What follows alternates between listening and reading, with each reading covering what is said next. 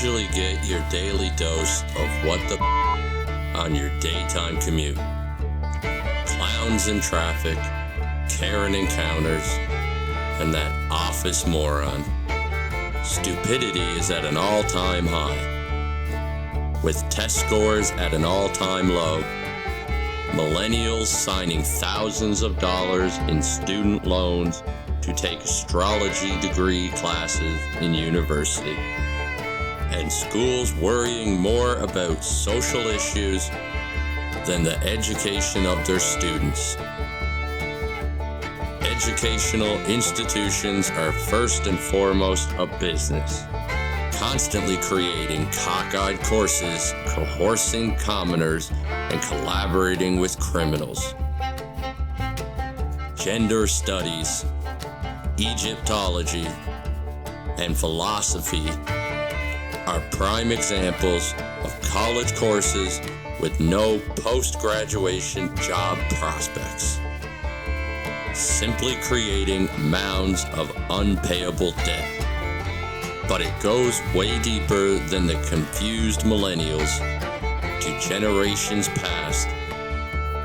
Mothers worrying more about looking good than reading them books.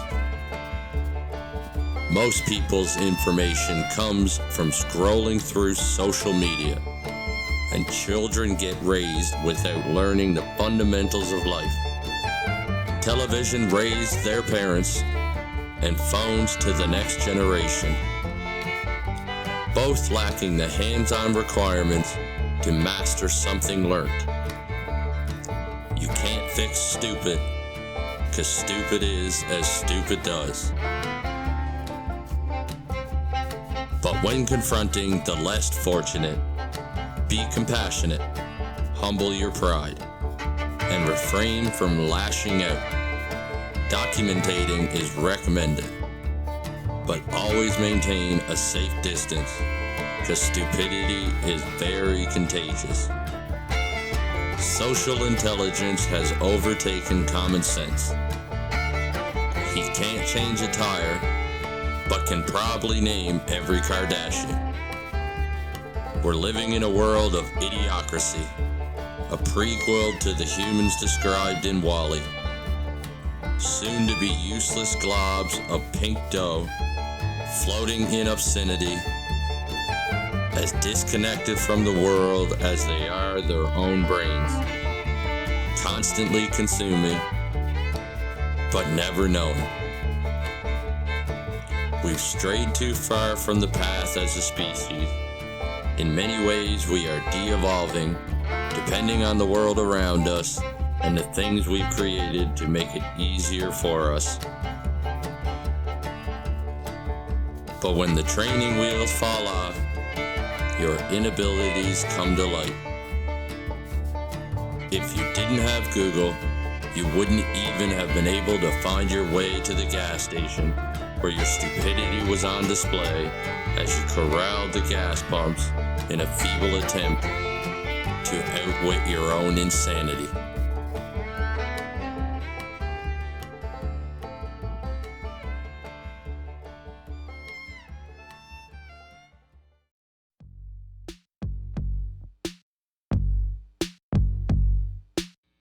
Producers of consumable goods are banding together to screw over the little guy in one more way.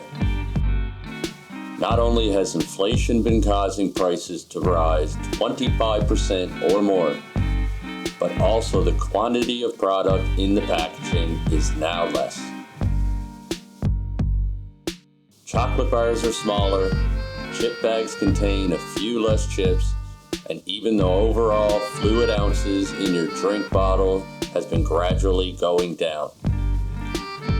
Sure, there has been many years of abundance leading up to this point, but gone are the days of the mega packs, family sizes, and jumbo containers. Companies attempt to blame uncertainties in the supply chain as their reasoning for the rationing. But all evidence points to controlled supply reduction of raw goods and not worker shortages as many industries are claiming.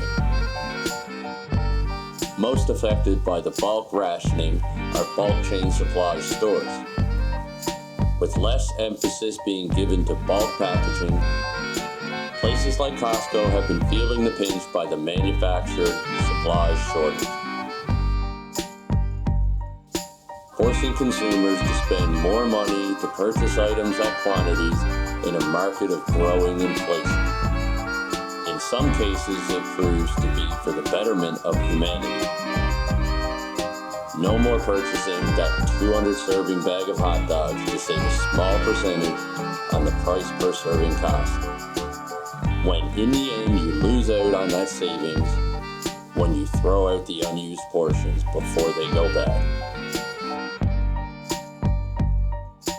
Reducing landfill waste and minimizing plastic use with smaller packaging is beneficial to the environment, no question. But again, it's just a solution where the fix is to control everybody by conforming to rules, rather than eliminating the minority of people, adding to the statistics, creating the problem in the first place. Nevertheless, a moot point. The reason you're getting less Doritos and more air than ever in that now $2 small bag of extreme dill pickle chips is because the powers that be want you to buy more by giving you less.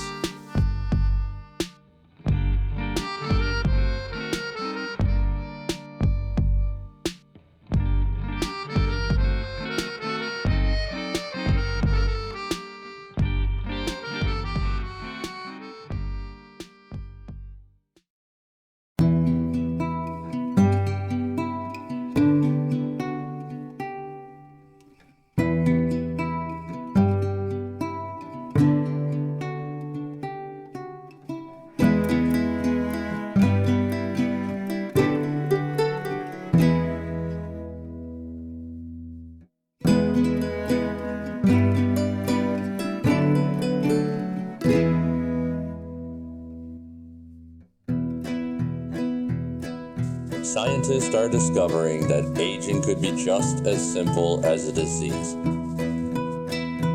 Sadly, a little too complicated to be drowned in a Robitussin and Sprite cocktail, but could be as easy as a chemical science fair project. Aging is the product of the slow reduction of the body creating the vital enzymes and hormones that cells need to remain at peak performance and fight off nuclear decay. Correcting these production levels shows promise in the fight against aging. Using your DNA's own longevity genes,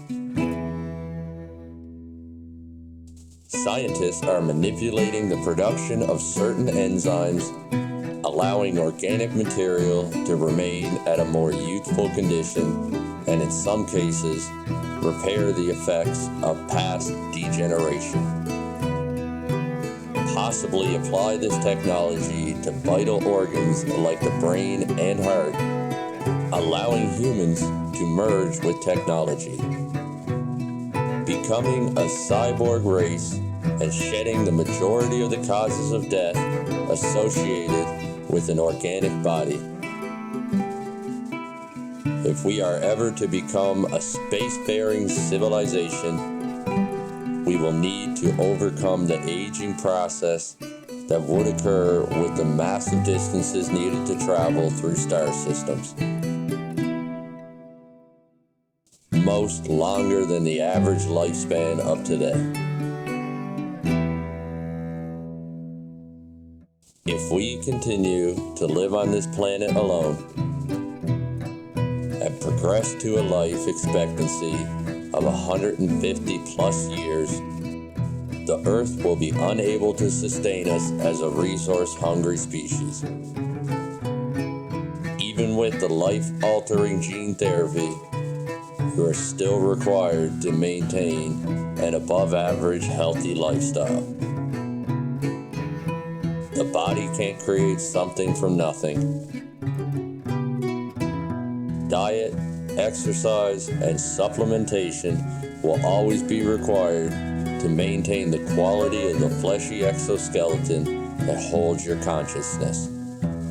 Until the day that we can remove that consciousness from the flesh and insert it into a digital neural network, thus creating our immortality, we will always be battling with one form of degeneration or the next. And living forever is not all it's cracked up to be. There will always be death coming for you, wiping you out in much crueler ways than aging.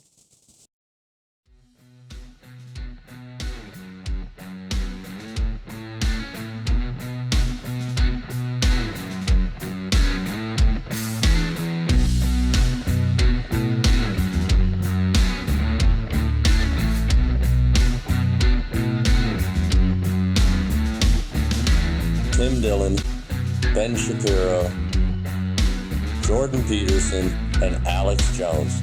An Alex Jones exclusive. Have seen an influx of followers as of lately. A growing society of conspiratorial minds questioning every movement of the powers to be. A lot of evidence has come to life involving corporate and government corruption. With absolute power comes absolute corruption.